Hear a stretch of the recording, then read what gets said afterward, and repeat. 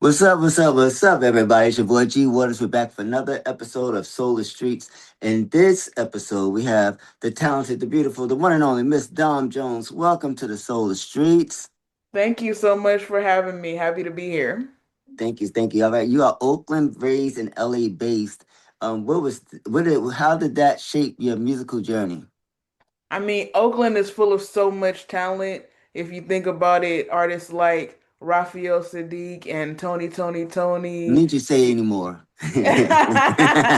But you have the Gap Bang, Oh my God! you Oh have my God! Sly and the Family Come Stone. on! You have so much beautiful historic soul music coming out of the Bay Area, not to mention the hip hop and spoken word scene in the Bay Area. So it just was a great place to cut my teeth and just really build that skill set and that talent set around so many incredible creatives. Yes, I mean, it's so. I mean, this our culture has just birthed so many great talents from different states all across the board. But like when you zero in on certain towns and stuff, it's like you could really just have an industry based off of certain cities. And Oakland is one of them ones when you mention those names that you just mentioned because that music is timeless. So That's right.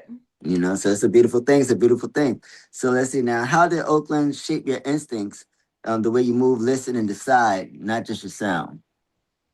I mean, Oakland is so community oriented. If Mm-hmm. we look at Oakland historically, it's also the birthplace of the Black Panthers. And Mm. so there's a lot of political elements to being raised in Oakland. And so there's just an awareness that being a musician is a gift and a talent, but it's also a responsibility and the image that you put forward to the culture.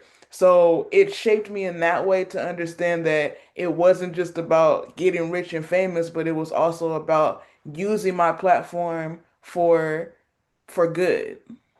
Nice. So that's something that just the culture in Oakland is births, but that raises the artist that's coming up out of Oakland naturally. Yeah, I think there's just a sense of responsibility to give back in Oakland for I'm gonna sure. ship some people down there, and we're gonna get things together. All right.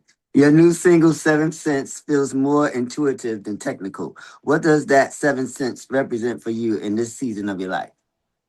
Seven Sense, we all know the Sixth Sense is about death and ghosts and all that. We've seen, most of us have seen the movie. Seven Sense to me was about life and how we make life, how we can interact with each other, how we build an environment of love. And Mm. so I really wanted to build that visual sonically for people of what that environment feels like, the warmth, the comfort, and just the feeling of loving another person.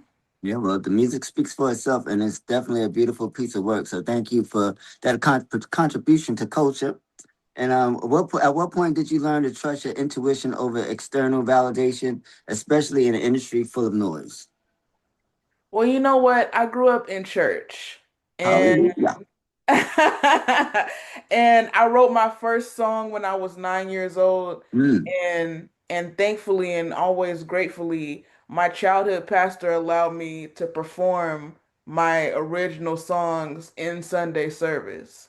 Ooh, And so you was so, writing inspirational music at 9? yeah, I wrote gospel music from age 9 to age 18. Okay. And so, having that foundation, writing to me was a way to connect with a higher power. It really wasn't about like, does someone think this song is good? It was like, what effect am I having on the people and how am I giving inspiration and giving praise back to a higher being? And then when Mm-hmm. I moved into quote unquote secular music, I still took that with me because I feel like we all know music is a frequency and it's an energy. And so how are you affecting the people that you're giving that music to? Mm-hmm. Fame and riches are nice to to have come along with the talent that you have, It sure is, isn't it? and and we all want to be paid well for what we do professionally, for sure. At the same time, I also don't want to forget about my why. I never want to forget about why I make music, and I make music to connect and to inspire and to make sure people know I was here. All right now, and you are here. You are here on the soul of the streets, talking that talk. All right now, you collaborated with Precision Productions on Seventh Sense. What has to feel aligned for you to collaborate creatively beyond talent? This is a funny question because when I was at college, at Berklee College of Music in Boston, Mm, I really became known as someone who it was hard to get into my band. It took a lot for me to accept new players into my band because it wasn't about, do you have the chops? Are you the best player on campus? To me, we're all at Berklee, which is one of the greatest music schools in the world. We're all talented, so that's but do you obvious. yeah, but do you have the right energy? Like, Mm, why do you want to be here? Are you aligned with the vision that I have for myself as an artist? Are you collaborative? Do you work well with others? Do you believe in the good of music? So collaboration to me has to align energetically as well as the skill set and the talent and all that. And so, you that's know, dope. Casey and I aligned in that way, and we're over 100 songs in together. Woo! So it shows that we do have that alignment. Yeah, how many musicians didn't make it in Berkeley? A Did lot, you think? a lot of musicians. I'll run into. There's a specific musician that I'll run into from time to time, and he always brings up that he never got to play with me at Berkeley, and it was just like, life's not over. Maybe someday, Right, but right. but yeah, You were the artist to reach because you wasn't taking this talent. You was looking at the whole situation. the whole picture. Yeah. What years did you go to Berkeley? I went to Berkeley 2015 to 2019. So got out Okay, of so there this is recent. Okay, just before the pandemic hit, I got out of thank there. God. Right. Well, it don't. Yeah. It's. I mean, it was crazy everywhere, no Yeah. matter where you was at. So I guess it doesn't really matter. But we made it. We're still here. So thank God for that. Let's see. Then we have coming out of Berkeley. Speaking of Berkeley, uh, what were what were you technically prepared for, and what did real life industry experience still have to teach you? Yeah, so by the time I got to Berkeley, I didn't go to Berkeley straight out of high school. So I Hmm. had already been performing and already been building an audience in the Bay. And then I left later in life to go to Berkeley. And the technical things at Berkeley, I double majored in songwriting and music business.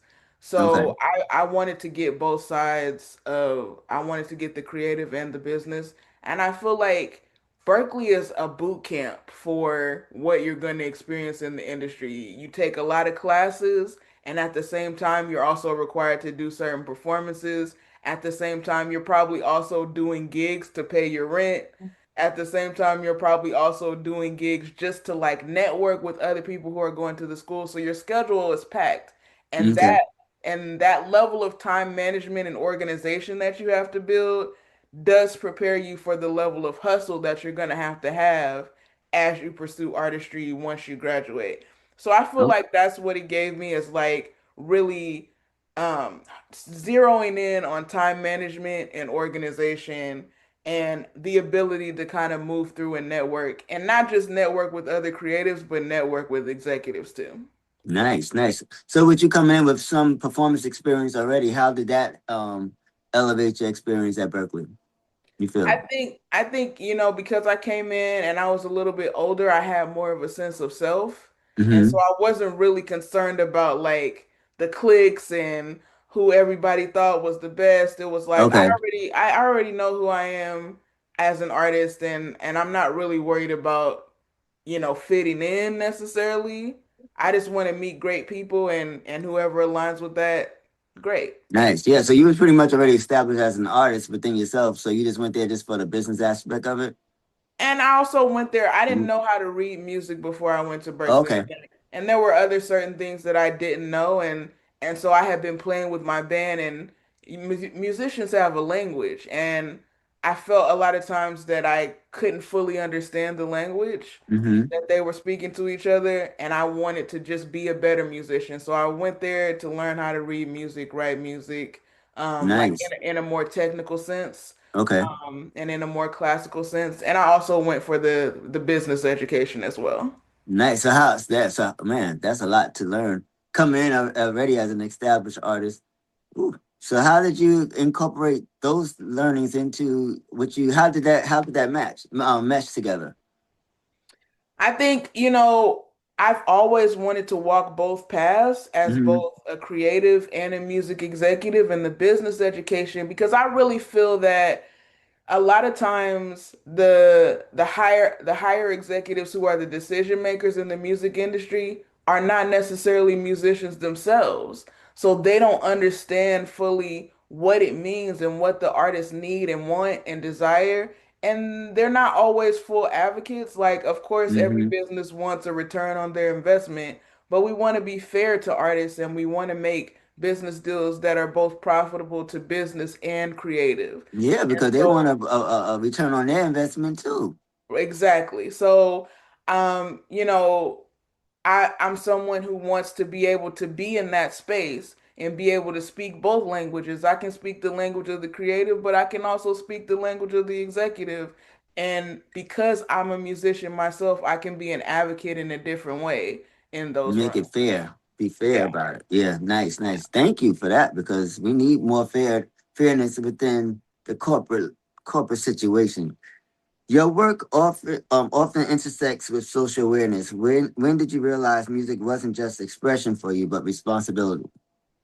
I mean, like I said, growing up in Oakland, and I also grew up, I also was growing up during the time and learning history. Mm-hmm. And and if you learn about Fred Hampton Mm, and then you experience Mike Brown in real mm, time, and mm. you see how little has changed from Fred Hampton to Mike Brown, and bringing it back to Oakland, Oscar Grant in real time experiencing the murder of Oscar Grant, you realize how much music has been the soundtrack of social justice movements over time, even down to Stevie Wonder's version of Happy Yeah, Birthday being a protest song to inspire Dr. King's birthday becoming a national holiday. So this is really, we dance to music, we party to music, it's great, and we also need that music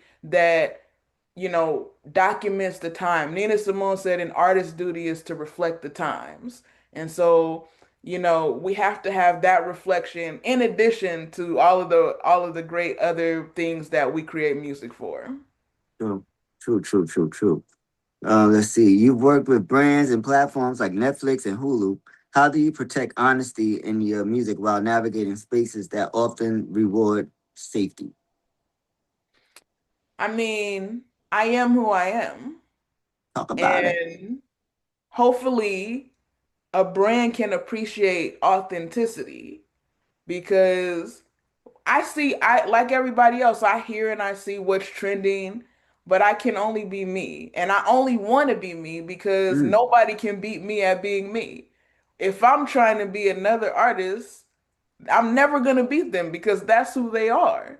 right. So the way that I can break through and be my best self creatively is to be authentic to who I am.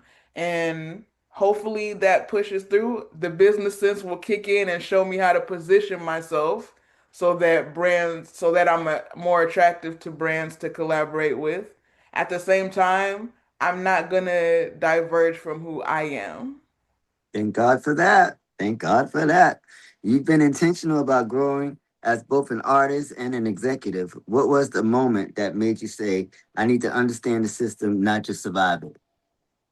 Well, I grew up seeing artists that I love, like Tony Braxton, have the number one song and file for bankruptcy. I grew up seeing girl groups like TLC have the number one album and file for bankruptcy. And so that was always a question in my mind. How can you be number one, be multi-platinum, and be broke? How is that happening? And so I never wanted to be an artist who could be easily taken advantage of on the business side. And I also wanted to be able to say, because not every artist is interested in business. I Facts. I'm somebody who loves creating songs and who loves the business part of it too. But not Mm-hmm. every artist is like that. Some just want to create and that's what they want to do. And so again, I want to be an advocate for my peers to say, actually, hey, I read over that deal that you're considering. Maybe let's redline it in this way. You shouldn't sign these parts of this deal, and here's why. And the Right. ability to just break it down into layman's terms for my peers so they understand why a deal is or is not beneficial to them is important to me. Again, it's a responsibility that I take. Nice, nice. So after learning the business, how you learned it, do you see where they missed the mark, where they could have did some things differently? I mean, you know, there's so many businesses, not just the music business, but there's so many businesses that and industries that are and can be predatory. And so, I'm actually in grad school right now getting my MBA.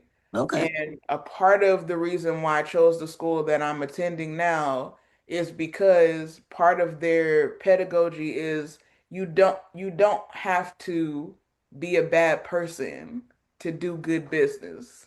You can do Mm, good and make money at the same time. And so that's the energy that I want to move with. Yeah, we can scale and we can grow our profitability and we don't have to step on anyone to do it. I like that. I like that.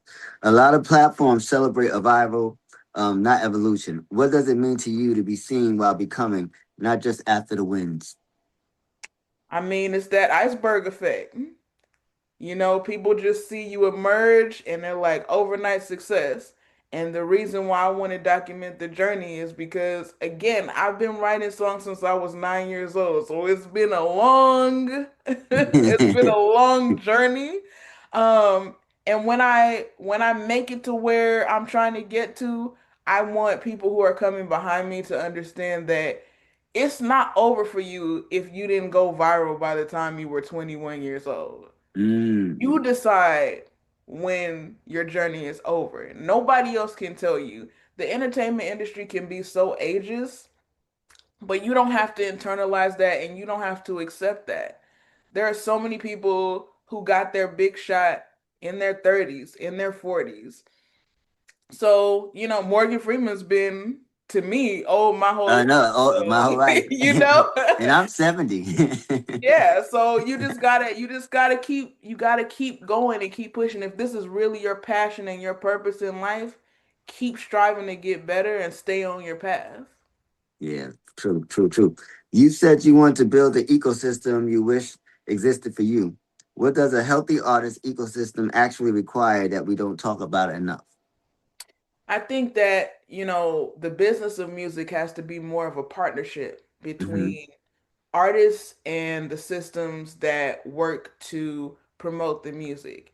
And so, part of the industry that I have an area of expertise in is music for film and TV. And when you work with sync licensing and a sync agent, a lot of times they'll pitch your music for TV shows and they take a commission on any placements that they get you.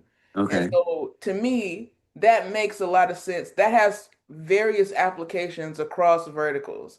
So if they're pitching my music and they get $100,000 commercial for me, they're taking 30% of that for the work that they did, but I'm retaining rights to my intellectual property. We can apply that to all different kinds of departments across systems. We can apply it to A&R with the recording. We can apply it to publishing. So how can we work more in partnership with artists and not having artists beholden to these big advances that they may or may not recoup.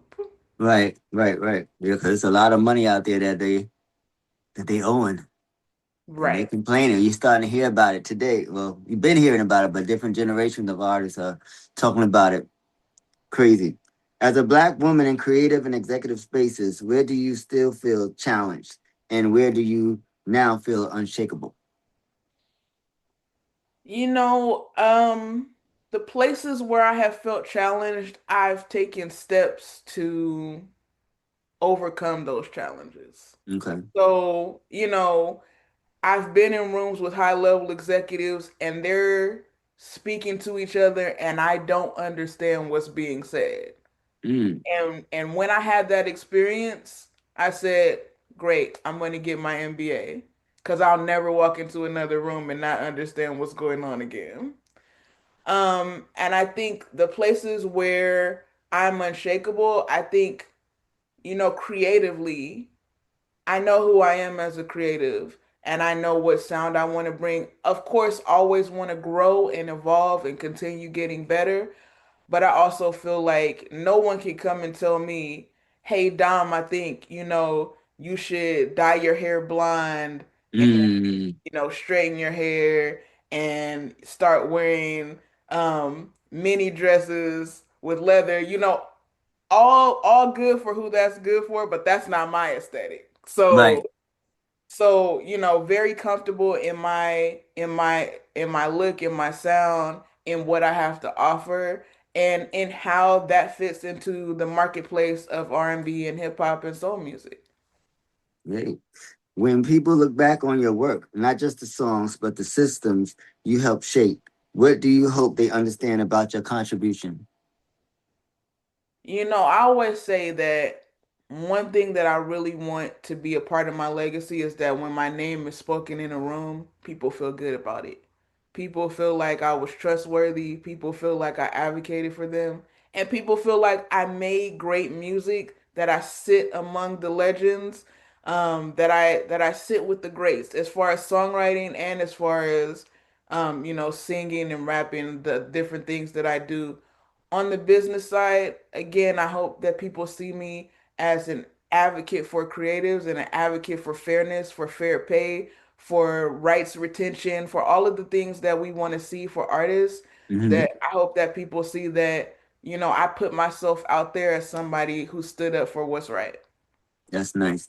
Nice, nice. Now you have three soul staples in back here, and I want to mention those three and then ask you which each one, which what did they inspire for you? Aretha Franklin. You know, How Aretha would yeah. Aretha Franklin is somebody who just reinvented herself so many times.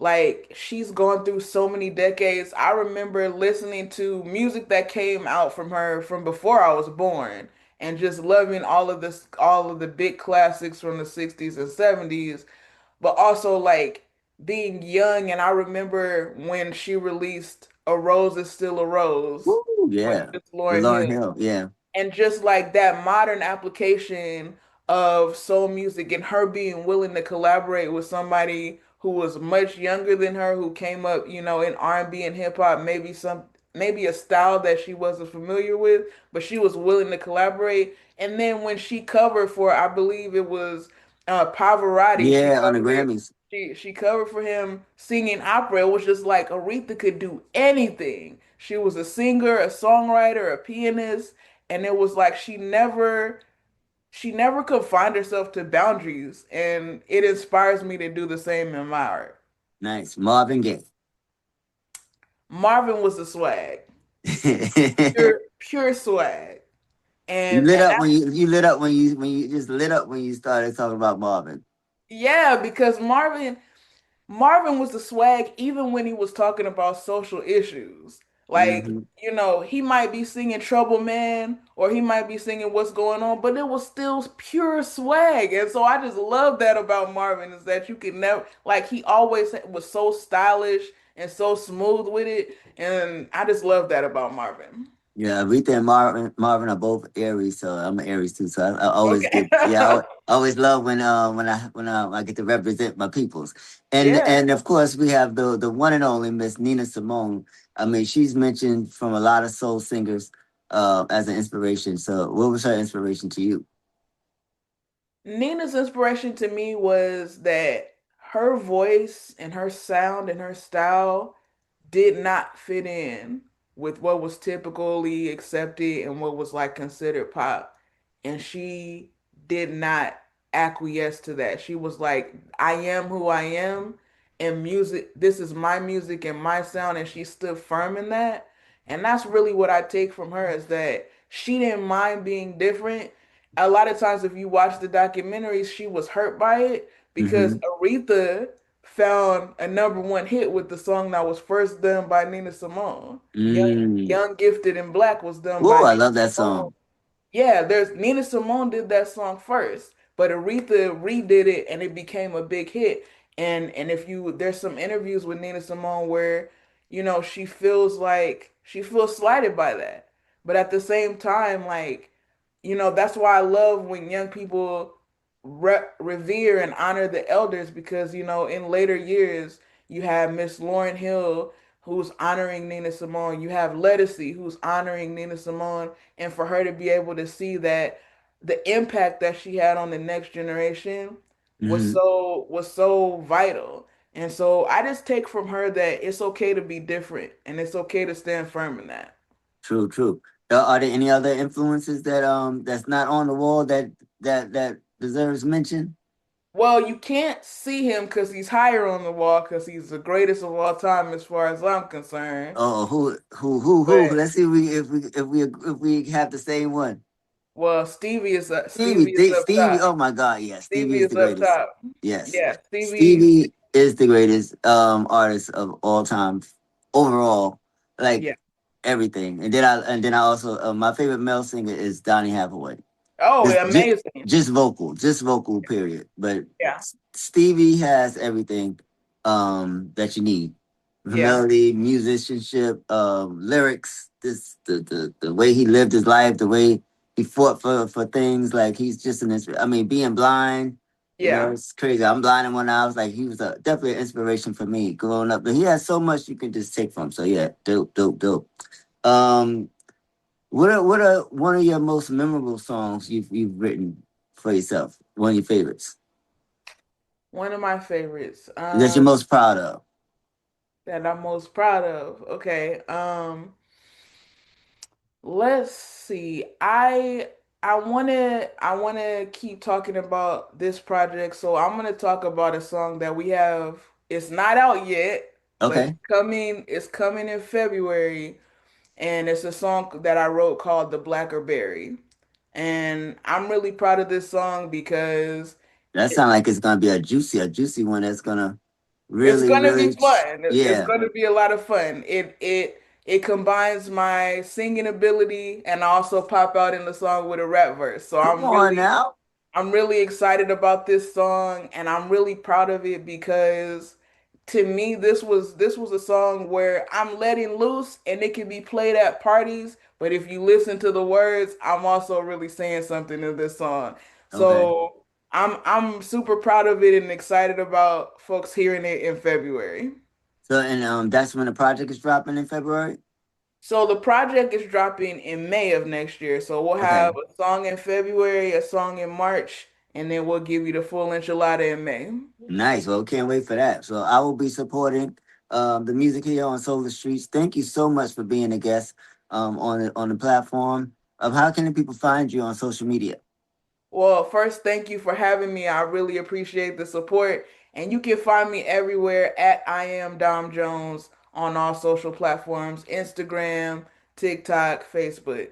Nice. If there's one thing that your audience don't know about you, what would that one thing be that would shock us? That would shock you. When I was young, I wanted to be an Olympic synchronized swimmer. Mm. I loved watching synchronized swimming, and my mom actually got me swim lessons and would make me flip upside down in the water. But after that third time of the water going up my nose, I was like, maybe this is not for me. and then you heard Aretha and Marvin, and it's like, you know what? Exactly. You know what? I Boom, could be boom, boom, water doo, in doo. other ways. Yeah, let's let the music flow, not the Like water. a bridge over troubled water. That's right. Thank you so much, Dom. I'm looking forward to the project, the new music in February and March. And hopefully you'll come back when the project drops and we could talk about it, the whole total project, and get all into it. Of course. Thank you so much. All right, you be blessed and have a good one. Thanks again.